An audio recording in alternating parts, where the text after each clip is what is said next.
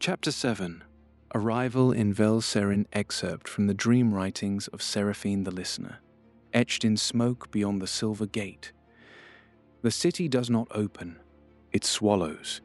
Banners flutter like blessings, but stone remembers siege before song. In the veins of the street, old blood runs warm. Some names find echo here. Others are ground to dust beneath wheels gilded in light. What enters Velserin is not what leaves. The barge nestled between two towering grain haulers, its hull brushing stone as ropes were thrown and tied fast. Voices clashed in the air, dockhands shouting in half a dozen tongues, merchants bellowing for clear lanes, gulls screaming overhead. The scent of salt, pitch, and wet hemp blanketed everything. Kael took it all in like a man trying to drink the ocean. There was too much, too loud, too fast, too sharp. Steam hissed from brass kettles in the open market above the docks. Bells rang where no ships moved. A woman with bronze rings through her cheeks spat into the river and vanished into the press. A crate hit the stone nearby with a crack. He flinched. Beside him, Thorn grinned. City's just saying hello. Kael stepped back as a man rushed past with a basket of bloodied fish, sloshing red water onto the stones. A three-legged dog trotted after him, tail wagging. Fergus stood rigid near the cart, sketchbook forgotten at his side, eyes scanning every detail, awnings, banners, the curve of a domed roof painted in gold leaf. His lips moved without sound, counting or naming, Kael guessed. Thorn gave a low whistle, then added, "By the fates, that's a lot of roof. Is that gilded?" He asked no one in particular. Fergus nodded faintly. Gold leaf, hammered over timber and lacquer. Thorn blinked. "That's real gold? For a roof?" "Only if they're bad with taxes," Kaelric muttered behind them. A pair of soldiers passed in polished green and bronze armor, swords belted in tight leather sheaths. One of them glanced at the group with idle curiosity, then moved on. Kael felt smaller than he ever had, smaller than when he'd watched the harvest fail, or when he buried his uncle, or even when he first held a sword. He breathed through it, counted each breath. The city didn't care how small he was. It was too busy being enormous. Bryn Jarm moved with practiced ease, hands never far from his belt. Kaelric said nothing, but his eyes never stopped moving. He touched Kael's shoulder once, brief, grounding. A cartload of fire apples clattered past, and Thorn grinned wide. Thorn took in a deep breath of spiced air and grinned. "Smell that? We're going to eat like kings tonight. Maybe drink like them too." Fergus rolled his eyes. "You'd barter our whole cart for a roasted yam and a bucket of street wine." "Only if it came with sauce," Thorn replied. Kael smiled, but the nerves didn't leave him. They just sank deeper, like anchors into unfamiliar stone. Velserin breathed all around them, noisy, hot, unbothered. The barge groaned as it nudged into the harbor, bumping against pylons slick with algae and salt-stained age. The fog was thinner here, the air dense with the city's exhale. Thorn wrinkled his nose, recoiling slightly. "Gods, what is that smell? Like a fishmonger's grave." Kael grimaced, pulling his scarf higher. "Not the river. Something worse. I bet it costs a gold just to breathe clean air in this place." A hawker passed nearby with a tray of roasted sea snails, the oil spitting against hot iron. Somewhere to the left, a kettle shrieked as steam hissed from the seams. Kael blinked at the glare reflecting off wet stone, caught between awe and nausea. The air reeked, brine and tar overlaid with wood smoke, rot, and a sour tang that hung like a wet blanket. Kael pulled his scarf up, but the stench seeped through, thick and inescapable.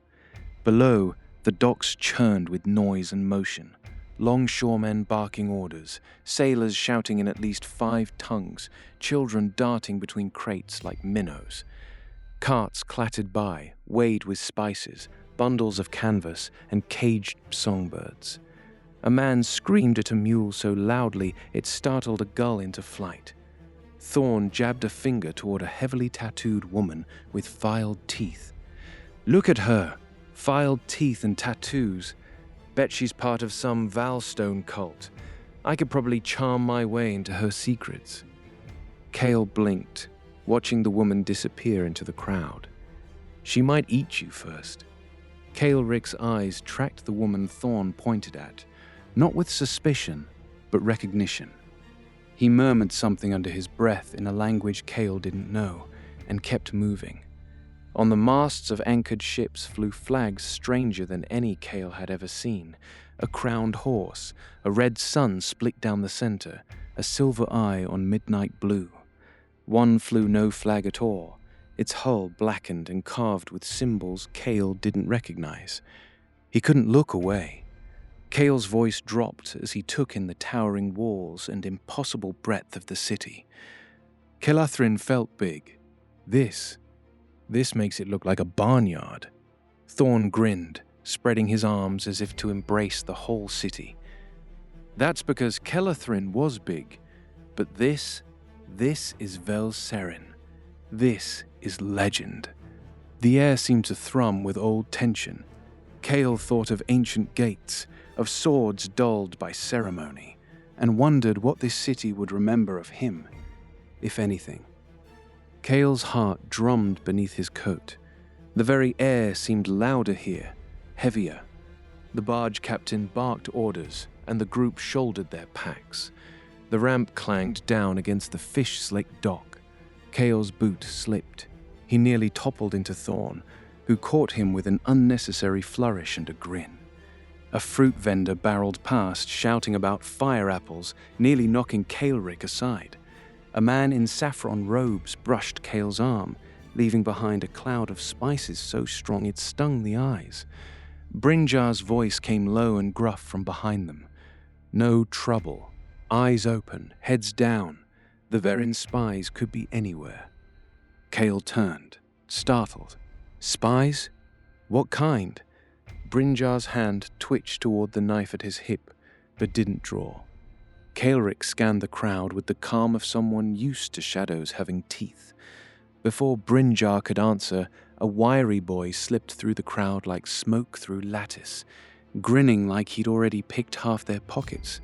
The stranger threw his arms wide. The wiry boy grinned and spread his arms wide like a merchant at a fair. "Gentlemen, need a place for the coronation. Safe, private, soft beds, even softer prices. Finest pillows you'll ever steal. Trust Darren, friend to all who dodge harbor knives." Kaeli blinked. The boy's confidence struck like a thrown coin. Quick, sharp, bright.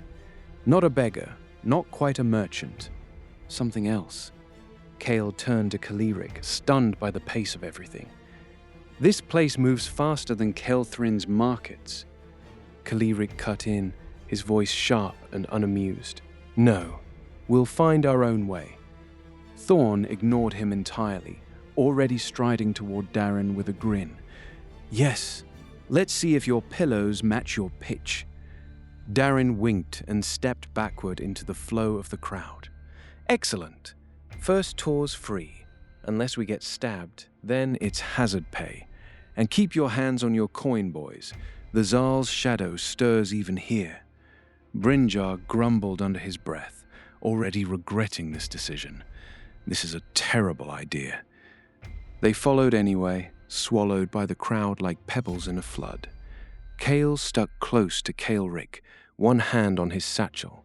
Around them, the city churned and breathed like something alive. A high wind caught one of the banners ahead, snapping it like a whip. The city gates loomed ahead, pale stone, caped in silver, carved with symbols Kael didn't know. The doors stood open, and beyond them rose a cascade of towers, some elegant and narrow, others blocky and broad. Flags flew from rooftops. Bells pealed from unseen chapels, smoke curled from chimneys. Somewhere in the heights, a horn sounded, deep and melodic. It echoed through the stone streets like a hymn from a higher place. Kael stopped in his tracks. The ache in his legs vanished.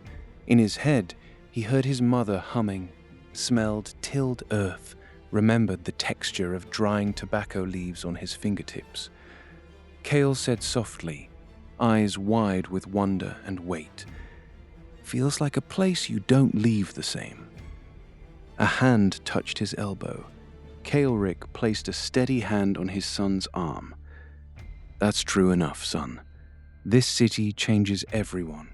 Sometimes for the better, sometimes not." Kael didn't know what to say to that, so he just walked. Darren led them through a narrow alleyway, stacked crates to the left, rusted cartwheels to the right, and something foul trickling in the gutter. The stone underfoot was slick with more than water. Some of it shimmered in odd colors, like spilled oil or dye. The alley stank of wet rope, spoiled cabbage, and rust. Kael kept one hand on the hilt of his belt knife, not drawn, just ready. Fergus wrinkled his nose and muttered under his breath, "Why do alleys always smell like wet cabbage and shame?"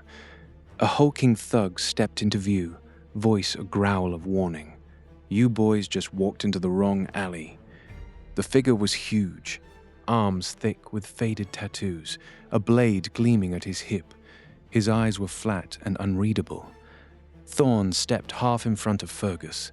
Brynjar did not move at all. Kaelric's fingers closed slowly into a fist, knuckles tight beneath the sleeve. Darin stepped forward, utterly unfazed. No you don't, Marn.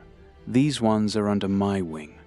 Try it, and I'll tell Aris you broke the no-touch rule." The thug's tone turned sharp and skeptical. "You run with Aris now?" Darin flashed a grin. "I run with everyone who doesn't want the harbor guards crawling up their arse like lice." Marn blinked once. A fly landed on his cheek and crawled across the corner of his mouth. He didn't swat it, just stared, weighing. The thug squinted, tension coiled like a spring. Then he growled and stepped back. The blade vanished under his cloak. Darin grinned back at the group once Marn had stepped aside. "See, told you I was worth every copper." Thorn let out a breath he hadn't realized he was holding. Fergus muttered something about odds and fools in the same alley. Kael's hands only relaxed when the man was out of sight. His pulse thundered in his ears. Darin waved them forward with mock grandeur. "Now let's move. The noon bell brings out the pickpockets. They swoop with the gulls." Kael glanced skyward just in time to see a pair of white gulls spiraling overhead, silent, circling, watching. They emerged onto a broad boulevard, paved with interlocked stone tiles in ripple patterns. Towering warehouses flanked them, cranes hoisting entire wagons with pulleys and thick ropes. Glimmering signs in 3 languages named the businesses: gold leaf, etched glass, and ink that shimmered as it dried. A breeze moved through the corridor of stone, sharp with dust and iron filings. The street rang like a forge with voices, hooves, bells, and chain. Kael had never seen so many kinds of wealth stitched into one place. Every tile, every sign, every accent in the air declared ambition. Kael craned his neck. He saw a woman in a sea-glass gown, a merchant in northern furs, and a knight in green armor speaking into a brass tube attached to his belt. A hawk perched on the man's shoulder, its eyes alert as any guards. Further up, street performers danced atop stilts, their painted faces twisted in joy or warning. One of the stilt walkers held a mask in each hand, one laughing, one grimacing. As they passed, he turned both masks toward Kael and winked. Kael shivered. A sign carved into marble read, "Spire Gate District, entry under watch." Fergus pointed toward one of the massive pulley systems, eyes gleaming. "That pulley could lift a cow. Bet it could lift Thorn, too, if we tied his hat to it." Thorn turned to Kael with a grin, nudging him lightly. Ready for this? Or still dreaming about Cinderfeld's chickens? Kael smiled faintly, eyes lingering on the banners above. No dreams left, just the road ahead. He meant it, but it felt like something else spoke the words. Some part of him had already crossed a threshold he hadn't noticed. This wasn't a dream, it was a forge, and he was being reshaped. They passed a square tiled with green stone, where a fountain sprayed mist into the air. Children danced through it barefoot, shrieking with laughter. Kael saw a statue of King Tauren III, eyes stern, sword drawn, cast in bronze so polished it reflected the sky. Then came the coronation banners, streaming from balconies and balconies high above, the emblem of Vel Seren, a silver stag on a field of dusk blue, fluttered in the wind. Kael's steps slowed as the banners snapped overhead. He felt something knot in his chest. Not fear, not quite, not pride either, just scale, and how small he was in the middle of it. A voice rang out from a raised platform nearby. By the light of the Veilstone, let all gather. The full moon rises in 3 days. Coronation! Coronation! Kael's chest tightened. He looked to his father. Kaelric had stopped, eyes fixed on the banners. Kaelric's voice came quiet and steady beside him. It's real now, not a story anymore. The crowd surged again, and they were swept up with it, carried deeper into the city. Kael let go of the edge of his scarf and let it fall loose against his neck. The air wasn't clean, but it was full of breath, of history, of danger, of promise. And Kael, just for a moment, stopped resisting.